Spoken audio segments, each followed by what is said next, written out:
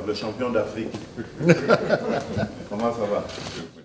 Présent à Kinshasa, suite à l'invitation de son homologue Vital Kamerhe pour participer à la cérémonie inaugurale de la session parlementaire de septembre 2024, l'honorable Adama Bictogo, président de l'Assemblée nationale de Côte d'Ivoire, a été reçu ce lundi soir par le chef de l'État.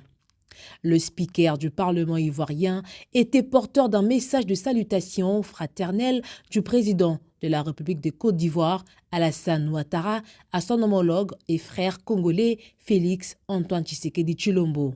Le président de la République nous a reçus et l'aisance avec laquelle il nous a reçus, nous avions l'impression de le connaître depuis 20 ans.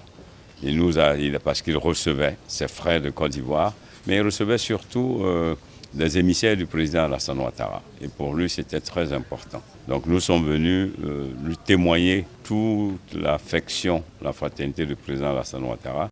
Devant le parlementaire congolais ce lundi, Adama Bictogo a rassuré du soutien de son pays au peuple congolais face à la situation sécuritaire dans la partie est de la RDC. Le soutien que mon homologue Bictogo a apporté à notre pays et qui a entraîné la vague de soutien des autres États présents à l'Assemblée des pays francophones à Montréal, c'est quelque chose d'inoubliable.